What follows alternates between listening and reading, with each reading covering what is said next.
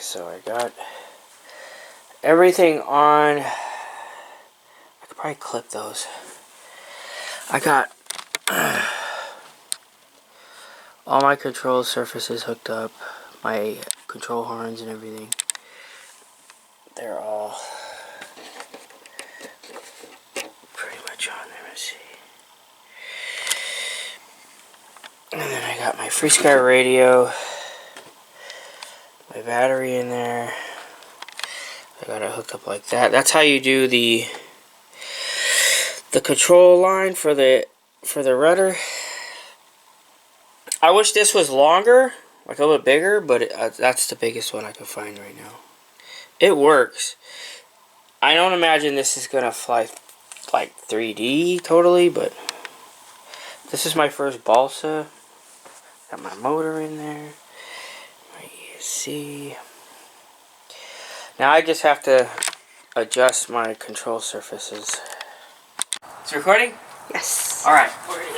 I was gonna do a taxi test.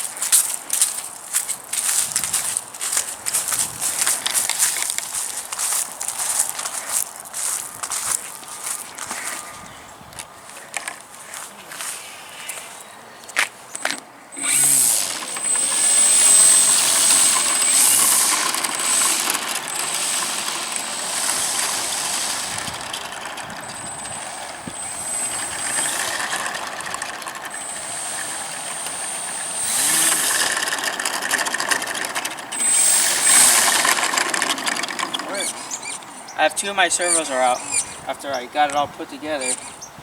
The right aileron and the right elevator went out, so now I only got one side working. But my rudder worked.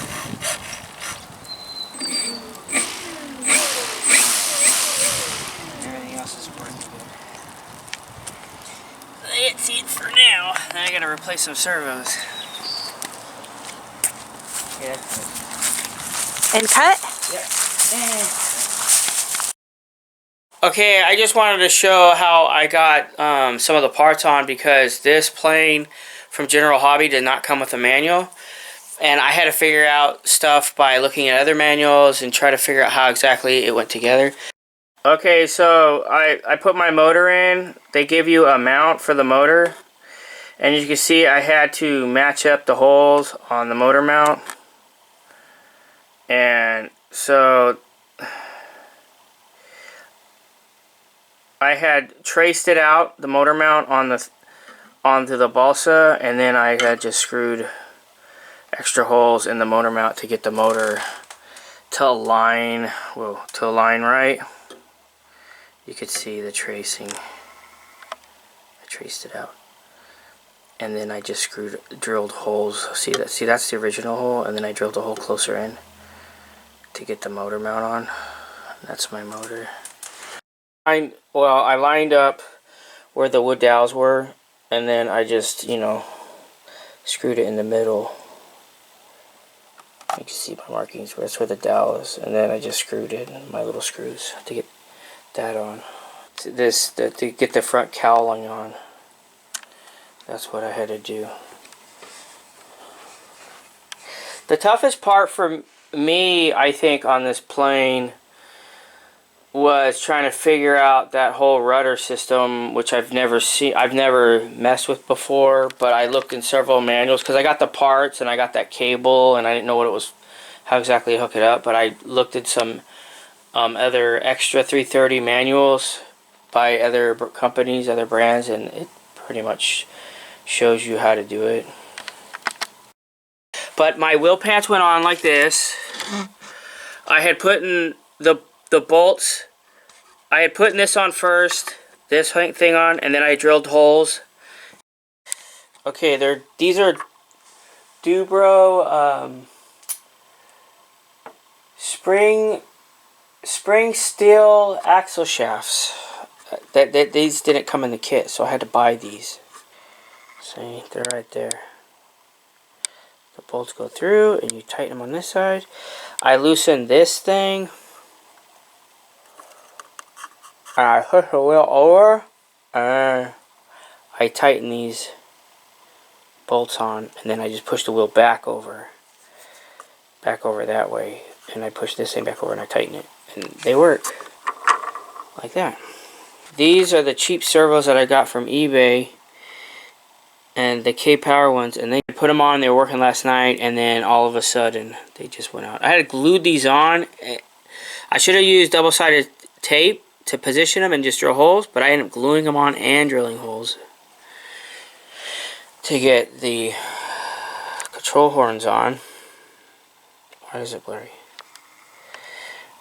And I did the same thing. I used dual elevator because the elevator did not have the rod. I was debating putting a rod in between the elevators, but I had already glued in this part, and so I thought I'd have to drill that out bigger to get the rod in, because when you put the rod in, you have to get it to fit, and then you'd have to drill a hole in this and one on this side, and I figured it would be too sketchy, and I know I can just set up channel 5 as elevator, and that's what I did, and it worked last night. Everything was working last night, and then it just stopped working this morning when I was getting ready to adjust everything. And that's how I did the control line rudder, which this came in the kit. I didn't know quite how to do it, but these, you put the wire through there, and then you get these little things, and you pinch it down, and you put glue on it. Let's get some fur on there. You pinch it down, you put glue on it. This is actually, I had cut a slit, stuck these straw things in there, glued them in, and that's what I'm running this line through. This actually is the only part that's the sketchiest, which is this thing stripped. This thing had a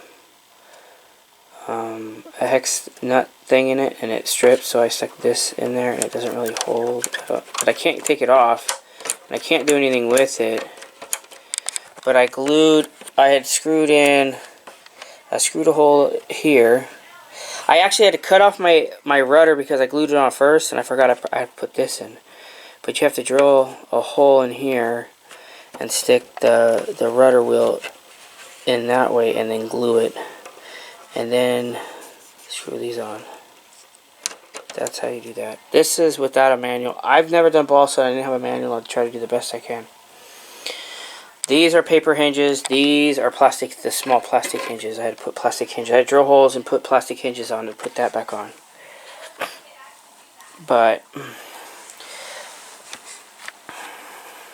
the motor is a G-Force G32 4250 800 kV motor. That's what I got in here. This I got from, this is a Dynam S-Batch nose cone, which works perfect with the G-Force. Alright, and the prop I put on here, actually this is from Dynam too. This is a Dynam prop from the S-Batch too. So I actually had an extra prop, and I had one of these, so I used that. It's a FreeSky receiver. I put a FreeSky receiver in here. The ESC is Hobbywing Skywalker 60 amp ESC. I have in here is the 60 amp. It's connected to this. I was debating putting a 50 amp, but I just want the 60 amp to be safe. I have a 3000 milliamp 4S LiPo in here. I don't know if that's, I'm not quite sure if the way it's set right here is the perfect balance, but it feels pretty balanced, but I don't know yet. And that's it.